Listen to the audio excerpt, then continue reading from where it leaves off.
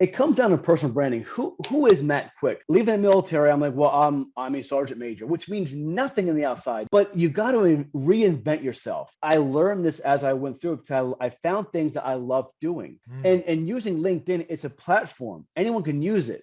The problem is people would rather waste time on TikTok and Facebook than invest time in LinkedIn.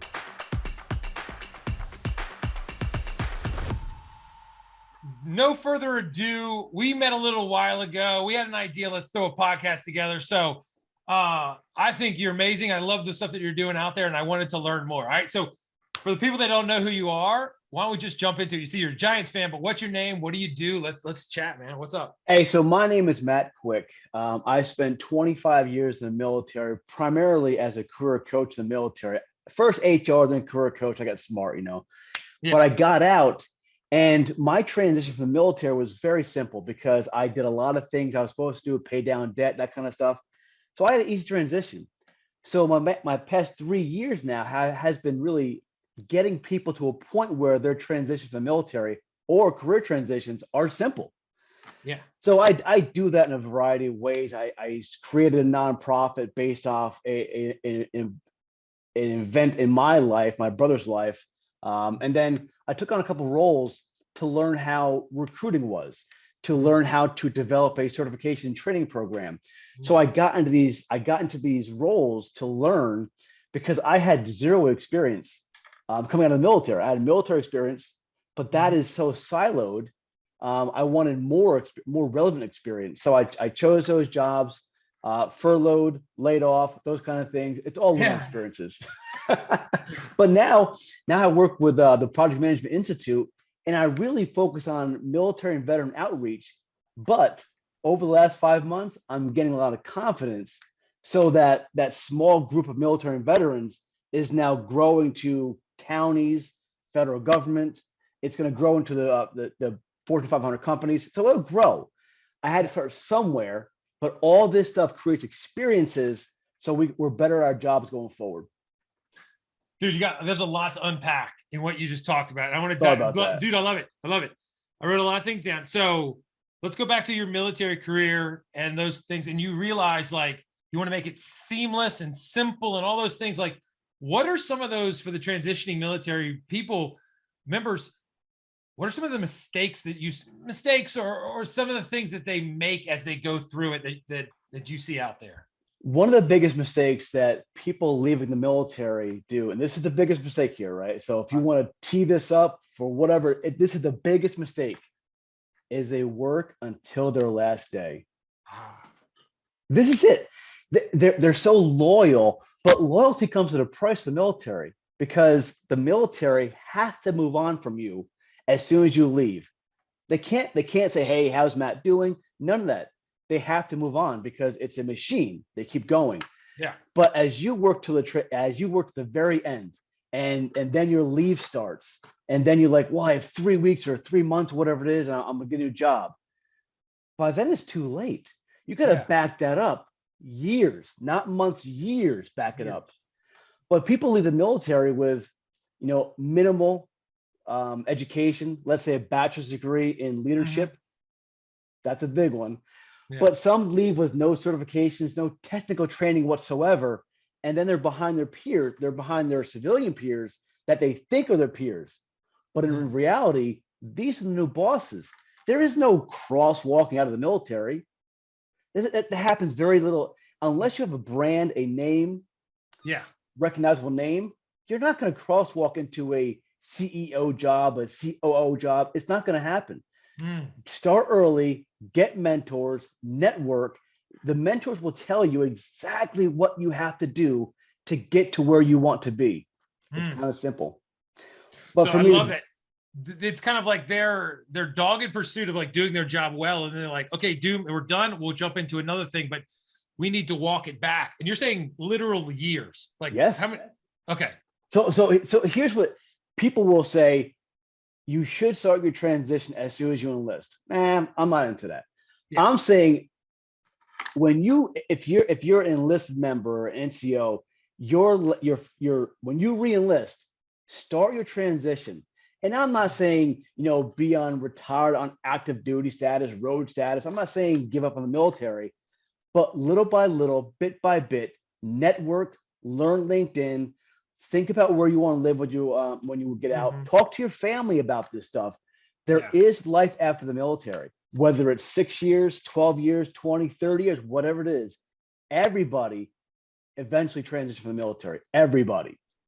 Yeah. So you got to think about what you want to do, and then really steer it could be a part-time job for you. You can work this 8 hours a week on your transition, but just work it though. Yeah. I guess if they do this right, it opens up doors. Instead of taking what's available, like, oh, I'll just take it because I'm out next Tuesday, I got to go. You open up like, well, I'm going to take what's best for me and the family. Like at that point, I imagine. A lot of military folks leave their first military job within the first 2 years. And people are like, well, that's a bad thing. That's not a bad thing. That's average. Yeah. But people look at that as because you're military for 25 years or 20 years, whatever it is, you think in your mind, well, I'll be with this company for 20 years now. No, the post-military life isn't like that. Yeah. Job security is based on what you can do for the company, either bring in revenue or cut costs. Those are the only two things that really, unless you're HR and your overhead. Yeah. What value do you bring to a company? But even HR saves money, lawsuits, that kind of stuff. Yeah. Getting good people, not having them churn out and all that stuff. Like, yeah.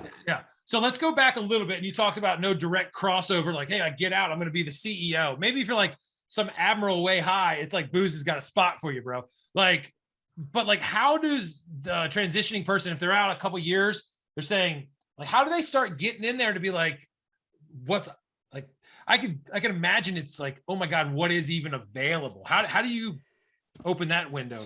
So we don't know what we don't know. Yeah. Being in the military for 20 years plus, you're just ingrained in that thinking. But that military is only like 4 or 6% of the whole population. There's 94% of the population still out there. What is available? This is why, network early. Think about, okay, I want to be a project manager. Then reach out to project managers in the field you want to go to, location you want to go to, and maybe the company you want to go to. Have those conversations, have those information interviews. That leads to discovery. Maybe I don't want to do project management. Maybe I do want to do it. But I had a conversation with a mentor that I was leaving the military, and I want to do HR. I spent 25 years in HR. I thought it's easy. I'll be a director of HR. I had a conversation, and he was a veteran in HR. He says, "Here's what we do. Here's daily operations," and I'm like, "Man, it's not for me. I don't want to do that. I want to be around people. How can I do that?" But he led me to learning and development. He led me to people and culture jobs. So that conversation led me somewhere else. I discovered more. So the more conversations we have with people that we don't know yet, our experience goes up. We learn so much, and it becomes invaluable to us. I love that. And then nowadays, there's really nothing holding us back. It isn't like pre-internet or early internet or any of that stuff where it's like, yo, I got to go like make some calls. I got to go, beat the feet. I got to do this different stuff. Like I imagine LinkedIn, YouTube, Googling the heck out of it. Like there's a lot of opportunities to just go out there and just experiment, right? Or what? Personal branding. Yeah. It comes down to personal branding. Who is Matt Quick? So leaving the military, I'm like, well, I'm a sergeant major, which means nothing in the outside. No one knows. All they know the sergeant major is don't walk in the grass, or grumpy old person smoking cigarettes, drinking coffee. That's not who I am though. But you've got to reinvent yourself. So for the past, when I got out of the military, my focus was on military transition. So I wanted to help people do that, which evolved into career transition for anybody, which involved in the personal branding, LinkedIn coaching. But I learned this as I went through it because I found things that I loved doing. And using LinkedIn, it's a platform. Anyone can use it. The problem is people would rather waste time on TikTok and Facebook than invest time in LinkedIn. So now I coach LinkedIn. And coaching is simple, like, hey, here's how to use a search button on LinkedIn. Here's how to find people that are similar to you, people that work in the industry that may have a veteran background or may went to your college or university. There are so many ways to reach out to them. And if they have a gold logo next to their name, they pay for LinkedIn. They're probably on it more often than someone's not. Yeah. These are the tips you want to get people to recognize. Then go over their profile. Just who are you? And they say, well, I'm a transitioning member of a veteran. Yeah. But that's not who you are. That's what you're doing. What value do you bring? So your headline is so important. My headline used to be like Director of Talent Acquisition.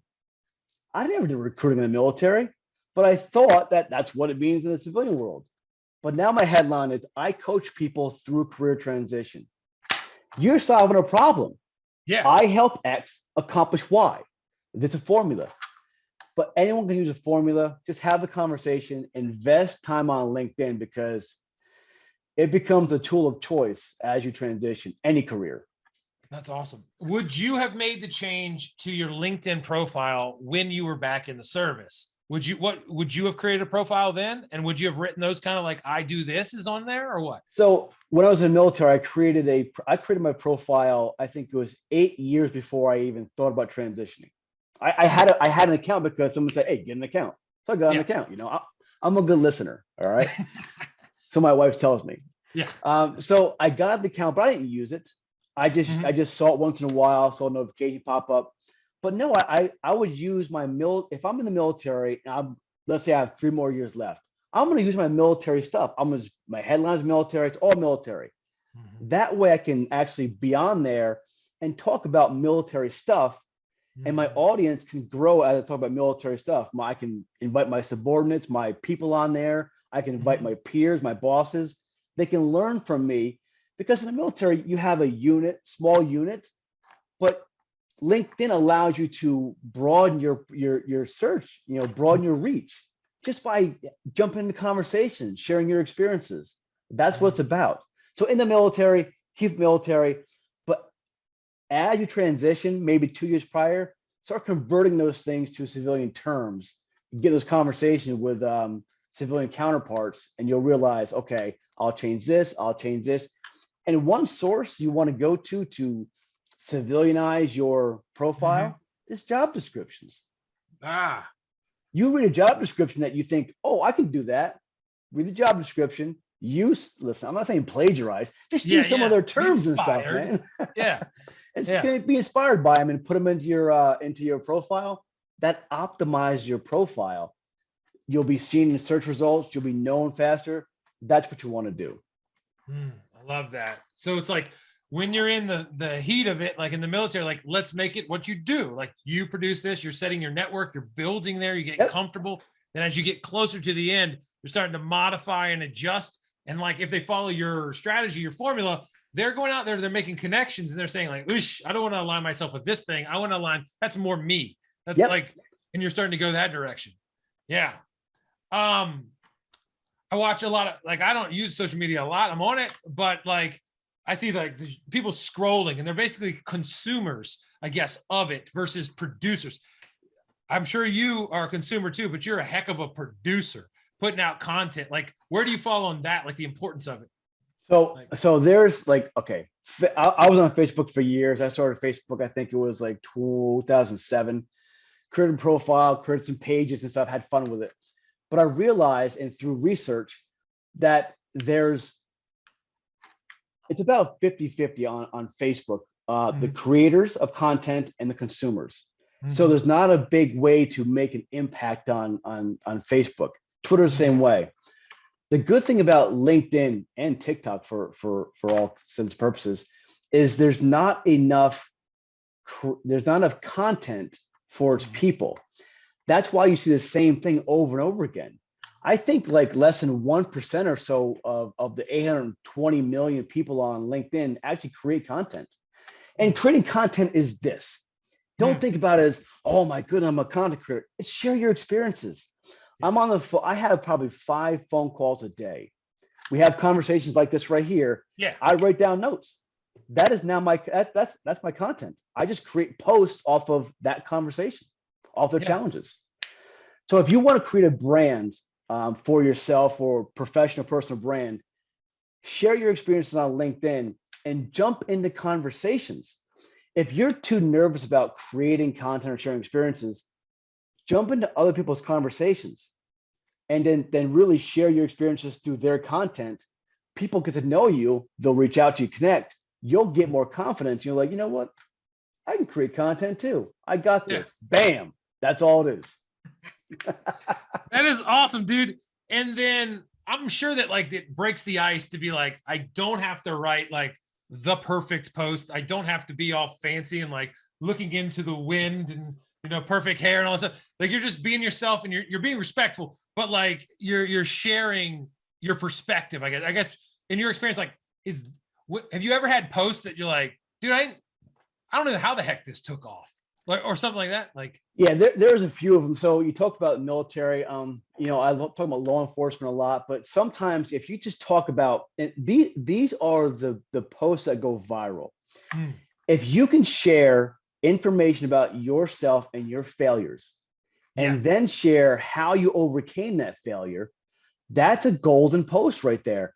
I made a post a few weeks back about, man, I gotta find this, but it just took off for no reason at all. Here it was. So a recruiter reached out to me on LinkedIn and said, hey, Matt, love what you're doing. I have an opportunity for you. Check this out. I'm like, I love where I work right now. I mean, this is my last. I know the story behind where you got there. So I know, like, this is my last job. I'm not leaving again unless they fire me. So they sent me a job description. Check it out. You know, we pay well, all this stuff. You know, I was like, man, it pays good. It really does. But now I knew the salary. So I can actually, so I passed this along to 3 people. I'm like, hey guys and girl, check this opportunity out. I don't want this because I'm good where I'm at, but you may want to do this. 2 said, yes, I want to go through the interview process. 1 says, I'm good too. So I said, hey, I reached out to the recruiter, connected to the recruiter, and there's 2 people. 2 went through the interview process. 1 was hired. That's networking right there. Yeah. It's passing on information. Some people will say, you know what, I'm good, I don't want it, and leave it alone. Yeah. But why have a network if you're not going to share the information? 100%. But those kind of things went viral. People love that. 300,000 views. And it brings people to you because, okay, Matt's an honest person. He's not going to just, but it also brings, hey, Matt, I'm a recruiter too. Here's my information. No, it's not like that. You know, I'm not going to work on your behalf. If I see something good, I'll help you out though. Yeah. And if you know, like, oh, this might fit this other guy. So I mean, this is what you would do normally if someone called you. You'd say like, hey, it's not for me. Appreciate it. But I got these 2 dudes and this girl, like, let's do it. Like maybe, you know. So and the reason why I knew these 2 people would want this, because they were posting about it. Hey, I want this job right here. I want this area. I'm like, hey, yeah, I remember that guy. So I said, hey, I saw you do it last week. Here's a job for you. They're like, hey, thanks for thinking of me. No problem. It's networking. Yeah. Yeah. And then like the more you're doing it, the more people know about you. It's weird, like on social media where you're like friends with all these, I don't know about friends, but you know, connections. You connections. And then you're like, I've never actually seen this person's face. I've never actually seen like in person, it's actually pretty cool. Cause you're like, holy cow, I'm making connections across like seas and whatever. The world. I've got global connections now that I can reach out to. I've got people in India, Pakistan, Korea, South Korea, that I can talk to now and just have conversations. Yeah, it's different time zones, but it's a great feeling though. It is awesome. Is there, like, not to paint with a broad brush, but a lot of people you work with a lot of veterans coming out. Are there some hot spot areas where they're like, hey, the way we think in the military or the way we do stuff, it really lines you up. If it's your sale is that direction. Like, are there a couple of hot spots of jobs? So here's 2 that I've found over the years. You know, HR is HR, you know, IT is IT, you know, those things cross over, but your typical military person, they're outgoing. They really are. And they have large networks within the military, so they're known. So one job in particular is business development. And people are like, well, I don't like sales. Business development is really about fostering relationships, having conversations, and maybe solving a problem that someone has. When you talk to a counterpart, they say, you know what, my company is having problems right here. I'm like, I think I've got something that can solve that. And here's a solution. Yeah. Have a conversation, link them up with a professional, bam, that's what it is. So business development is a big one, but also project management. That is huge. And I see a lot of veterans get out. Well, I'm a project manager, I'm a program manager. Give me a job. Are you certified, for one? That's big, because project managers should be project management professionals. They must have certifications. There you go. It's like your rank. I leave as a lieutenant colonel or a sergeant major. Your rank goes away when you leave. But your certification, your credentials, whether it's SPHR, CERM, whatever, or PMP, those things hold weight. That's your new walk in the door. I'm already qualified. Put me to work. Yeah, love it. So I never thought about the business development part, but I think that it makes sense in my head that in the military, there is no, I don't want to speak out of school, but my understanding is that there's not a, oh, I can't figure it out kind of nature. It's like, we're going to solve this thing. And if you're like, yo, hey, does this work for you? Does this not work for you? Where's the opportunities? Like, that's why I hired a bunch of military guys from the Army and stuff. Like, I tell them something, we agree on what we want to go to. And then they come back and they're like, hey man, tried this, didn't work. I'm going here. I'm going to go, want to get checked with you. Is that cool? And I'm like, yeah, dude, like, this is awesome. They are resourceful, and they will accomplish a mission with very few resources. They will figure it out. I love that. Yeah, that's awesome. So the branding part's giant, starting early, big part of it.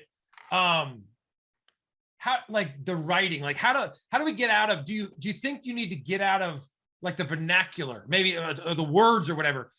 The military has its own language, right? Like, how do you work yourself into the, not corporate speak, but do you have to think about that, or what do you think?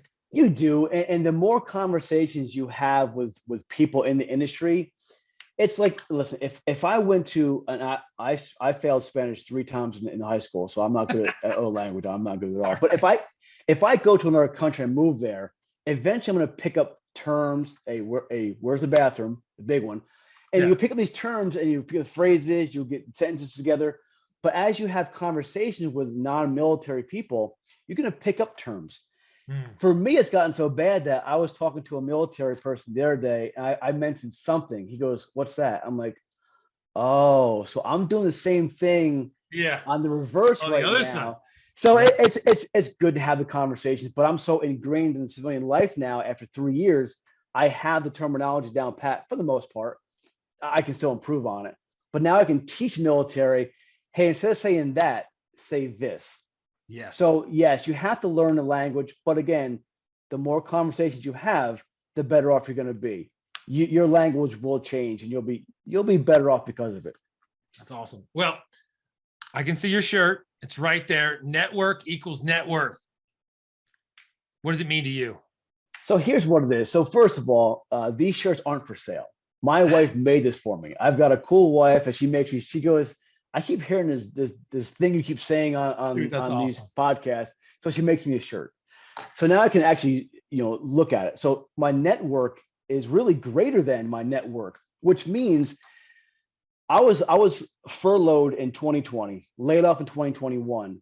So I would post about my experiences. I wouldn't complain about anything because I'm not a complainer. But when I post about something that I'm open to opportunities, that kind of thing, my network just goes to me. Matt, I want you on my team. I know a good role for you. Let me introduction to you. These things, I didn't have to do anything. They said, I want to help you out, because over the last couple of years, I've given value so much. They see that. Even my son is graduating college Saturday. And he's a full-time student, and he's getting into the world of work eventually. So I made a post about him on LinkedIn. People like, hey, because of you, I want to help your son out. I want your son on my team. This is what it is. It comes down to not submitting a resume online or hitting apply. If you show value for a certain period of time, people realize that, and they're like, I want Matt on my team. He's going to bring business my way. They see what I have. Yeah. My son will benefit from it, and he's cool with that. I'm cool with it too, because your network is more important or valuable than your net worth. It's your net worth. It really is. Think about that. So we gotta in a sense, because I've seen some books, I've seen some posts of different things. I love what you're saying, where it's like, what would you do if you lost everything? Like if zoop, like the bank account, you know, it's gone. If you don't have that network, then yeah, we're in some trouble. We're in some trouble regardless. But if you have that network, then you're like, yeah, beans and rice for a while, but I'm going to be back. We're going to be all right. You know, a good friend of mine, Michael Quinn, he says, he made a post one time years ago. I think it was, would you rather have $300,000 or 300,000 connections? ooh, And people are like, I want the money. I want the money. But in reality, that money goes away pretty quickly. yeah, 300K can go away, you know, in a few years. Your network, if they're really engaged, you can have any job you want to. And some of these jobs, they pay a lot of money. So 300K could be your annual salary yeah, based on your net worth. So yeah. that's why your net worth is greater than your net worth. So yeah, I love it, dude. And the next vert, I know you don't sell them, but like the next shirt that says network, or net greater than net worth, at least that'd be an awesome one. That's so, cool. And yeah, then she'll work on it next. I'm sure she'll hear it and she's like, boom, I got the next version. Yep. 2.0.